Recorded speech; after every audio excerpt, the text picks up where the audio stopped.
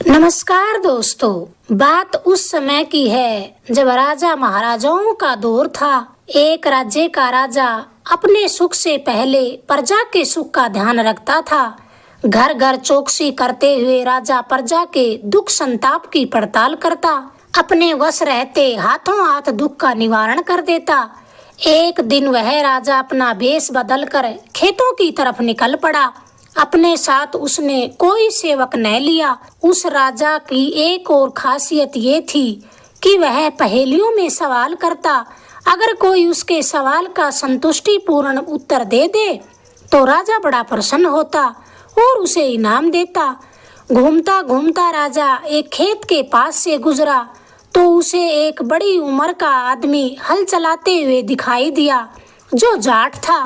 राजा उसे देखकर बोला, चुक्या रे चुक्या, जमींदार तू तो चुक्या। जाट ने पीछे मुड़कर देखा और झट से बोला, मैं नहीं चुक्या, दो मारे तीर एक मारा तुक्का। राजा उसका उत्तर सुनकर मुस्कुराया और वापिस अपने महल की तरफ मुस्कुराता मुस्कुराता चल पड़ा। अगले दिन दरबार में भी राजा लगातार मुस्कुराया ही मुस्कुराया जा रहा था। दरबारियों को बड़ा अचंभा हुआ कि आज राजा को क्या हो गया जो लगातार मुस्कुराए ही जा रहे हैं।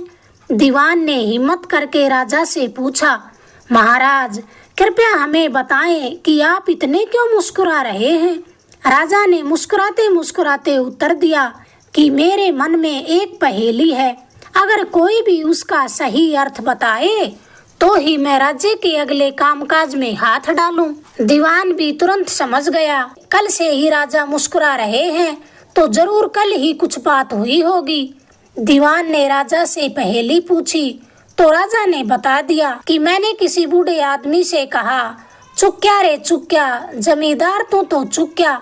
उसने जवाब में कहा, मैं नहीं चुक्या, दो मारे तीर एक मारा तुक्का। तो अब जो इस पहेली का अर्थ बताएगा उसे मुंह मांगा इनाम दिया जाएगा। पहेली सुनते ही दरबारियों में खुसर फुसर शुरू हो गई। 2 दिन बीत गए पर कोई पहेली का सटीक जवाब न दे पाया।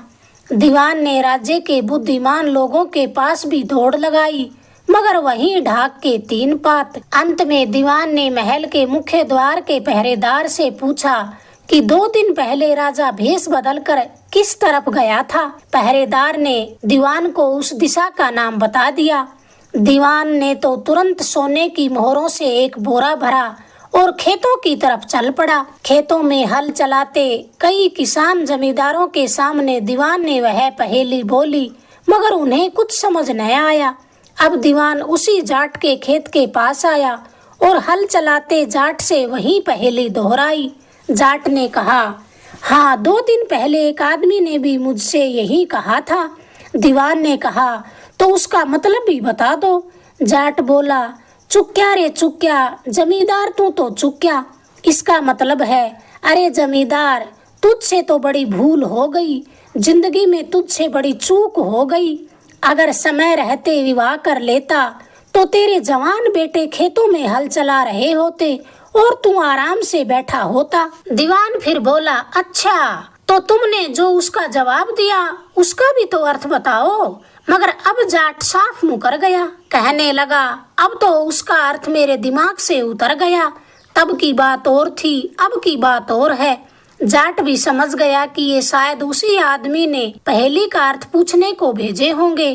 दीवान ने फिर बिना देरी किए मोहरों से भरा बोरा जाट के खेतों में लुढ़का दिया और कहा, अब तो बता दे जमींदार।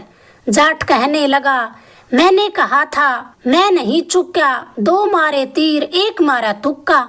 इसका अर्थ है मैंने 2 विवाह किए थे और तीसरी आ गई उनके साथ में, इसलिए मैं नहीं चुक्या। बस परमात्मा ने औलाद नहीं दी, इसलिए बुढ़ापे में हल चलाना पड़ रहा है।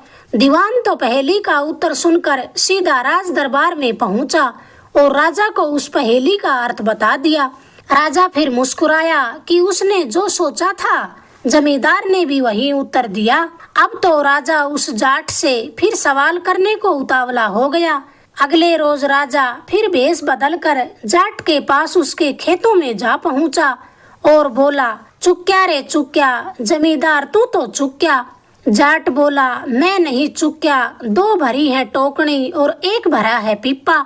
राजा तो मुस्कुरा कर वापिस अपने महल की तरफ चल पड़ा। अगले दिन राजा ने आदेश दिया कि उसी आदमी को दरबार में हाजिर करो जिसने तुम्हें उस पहेली का अर्थ समझाया था। अगले दिन जाट को दरबार में पेश कर दिया गया।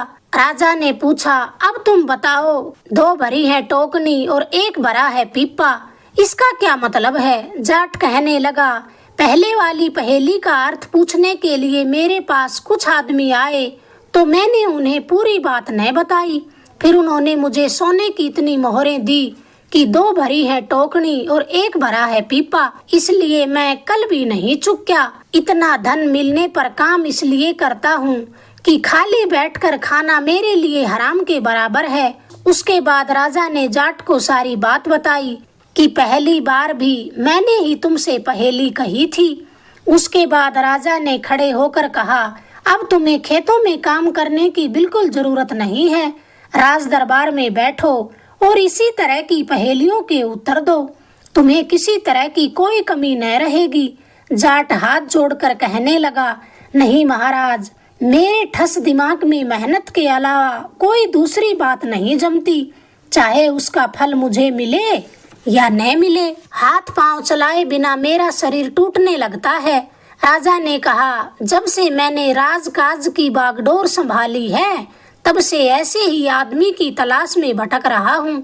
अब तुम संयोग से मिल गए हो तो मैं तुम्हें नहीं छोड़ूंगा, ये दायित्व तो तुम्हें झेलना ही पड़ेगा। राजा बोला, महाराज, मैं इतना मूर्ख नहीं हूँ, हल चलाने के अलावा दूसरा काम तो मैं जानता ही नहीं और न ही जानना चाहता हूँ।